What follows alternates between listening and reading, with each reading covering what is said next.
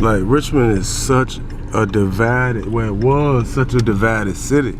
Like Richmond is the type of city where you go through the city right here, right, like this, and in blocks it go from shit like this to just trash and what the city government has realized is about 10, 15 years ago, something like that, they came up with the term economic development.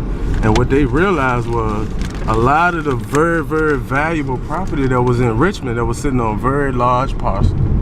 They had very large houses and were in fact, in very great neighborhoods, were actually in impoverished neighborhoods.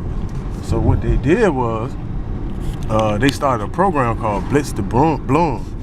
And in the Blitz to Bloom neighborhoods, like if a neighborhood was real fucked up, you could buy a house for $1. And people started buying those homes, you know, and that was 10, 15 years ago. You know what I mean? And people were saying, well, the white people coming back to the neighborhood. No, white people have always been in the city. White people have always owned homes in the city.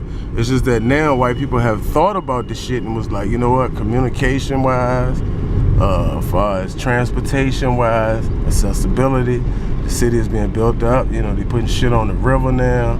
You know, being in the city wouldn't be a bad thing. So, you know, other ethnic groups, like the Indians are here now. The Indians, they own all the hotels in Richmond that I know of. What about you? Yep. The Indians own all the hotels. You have the Nigerians here buying real estate.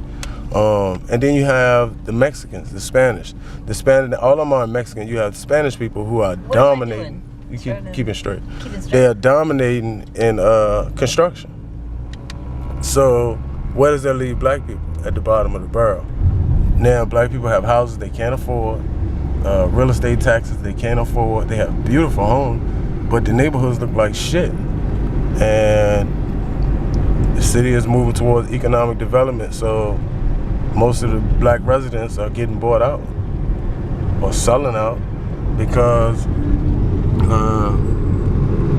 they just can't afford it. You know, the diversity in the neighborhood has just changed. Richmond used to be a majority black city. Now it's not. Now it's majority white.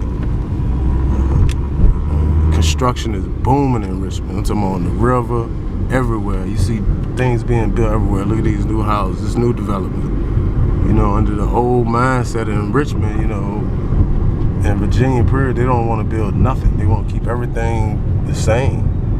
But, you know, big businessman going to eventually take over. Keep straight. You're going to make a right at the stop sign.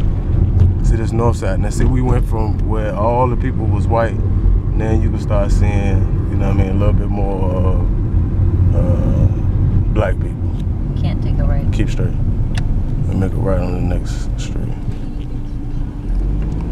And look at the grass. Look how the grass was back there. All that shit was cut. You know, the neighborhood looked good. Make this right. And this Griffin, a lot of people live on Griffin. Black people. But look at the difference in the houses. The houses look the same, but the neighborhood doesn't. You know? Just look.